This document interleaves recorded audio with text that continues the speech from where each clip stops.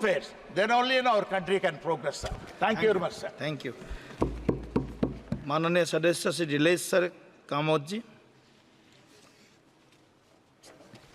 माननीय सभापति महोदय, आपने मुझे भारतीय वायुयान विधेयक 2024 पर चर्चा में भाग लेने का अवसर दिया, इसके लिए आपका आभार प्रकट करता हूँ। माननीय प्रधानमंत्री श्री नरेंद्र मोदी जी के प्रति आभार प्रकट करता हूँ, जिनके द्वारा भारत की जनता के हित में हवाई यातायात की सुविधाओं को सुगम और आसान बनाने के लिए विधेयक को लाया गया है। महोदय, इस विधेयक का उद्देश्य वायुयान की परिकल्पना, विनिर्माण, अनुरक्षण, कब्जे, उपयोग, प्रचालन, विक्रय, आयात और निर्यात के नियंत्रण के विनियमन का और उसे संसक्त और उसके अनुशंसित विषयों का प्रबंध करने के लिए लाया गया है, जिसका मैं समर्थन करता हूं। महोदय, यह विधेयक मुख्य रूप से विमान अधिनियम 1934 में संशोधन कर नए रूप में प्रतिस्थापित करने के लिए प्रस्तुत किया गया है।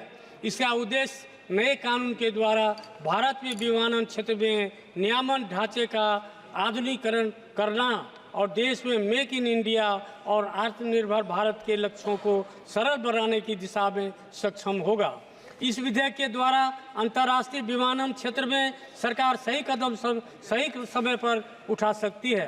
भारतीय वायुयान विधेयक 2024 वर्ष 2024 विधेयक संख्या का 74 है, जिसमें प्रमुख खंडों एवं अधिनियमों का वर्णन 8 मुख्य अध्याय बनाकर किया गया है, जिसमें मुख्य रूप से प्रारंभिक सिविल विमानन महानिदेशालय, सिविल विमानन सुरक्षा ब्यूरो, वायुयान दुर्घटना अन्वेषण ब्यूरो, केंद्रीय सरकार की शक्तियां, हानि या नुकसान के लिए प्रतिकर का समुदाय, अपराध और शक्तियां तरह प्रकृति नाम से अध्याय बनाकर भारत गणराज्य के 75वें वर्ष में संसद द्वारा अधिनियम के साथ लागू किया जाएगा।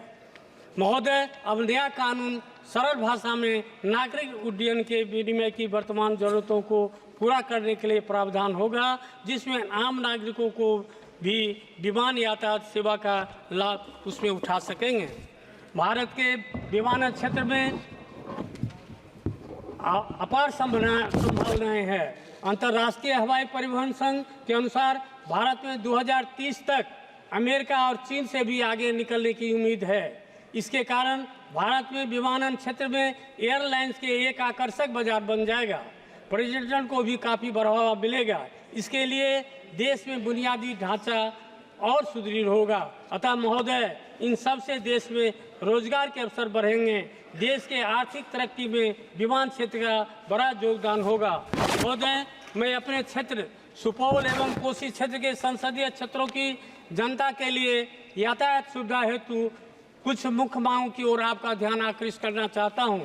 मेरा संसदीय क्षेत्र सुपौल बिहार का सीमावर्ती बाढ़ग्रस्त अति पिछड़ा तथा नेपाल से सटा हुआ क्षेत्र है। नेपाल सीमा से सटे संसदीय क्षेत्र के बीरपुर में 1960 में हवाई अड्डे का निर्माण कराया गया था, जहां से घरेलू उड़ानें भरने के लिए कोसी परियोजना के मुख्य अभियंता ने हवाई अड्डे की 62.16 एकड़ जमीन सिविल विमानन निदेशालय को हस्तांतरित कर दी थी।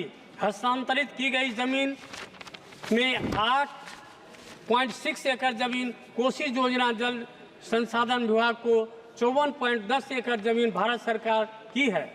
1969 के अक्टूबर के प्रथम सप्ताह में इस हवाई अड्डे पर भारतीय वायुसेना के लड़ाकू डकोटा विमान की भी इमरजेंसी लैंडिंग कराई गई थी। इतना ही नहीं, 3 जनवरी 1975 को तत्कालीन रेल मंत्री स्वर्गीय ललित नारायण मिश्र के निधन पर तत्कालीन प्रधानमंत्री इंदिरा गांधी के आने के क्रम में इस हवाई अड्डे पर 18 जहाज तथा 4 हेलीकॉप्टर की लैंडिंग कराई गई थी।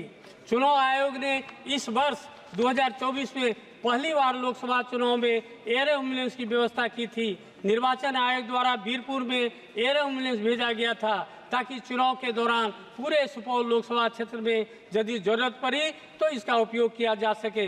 वर्ष 2008 में आई प्रलयकारी बाढ़ के बाद बीरपुर हवाई अड्डे के रनवे की मरम्मत कराई गई थी। रनवे भी बनकर तैयार है। सीमावर्ती क्षेत्र होने के कारण सुरक्षा की दृष्टि से भी वीरपुर में हवाई अड्डा का निर्माण आवश्यक है। इस संबंध में मैं माननीय मंत्री महोदय को लिखित रूप में अपना पत्र भी दिया हूँ और उस पर आवश्यक कार्रवाई के लिए भी कहा हूँ। अतः आग्रह है कि जनहित में यथाशीघ्र वीरपुर एयरपोर्ट का समुचित निर्माण कराकर जाती उड़ान की शुरुआत की जाए।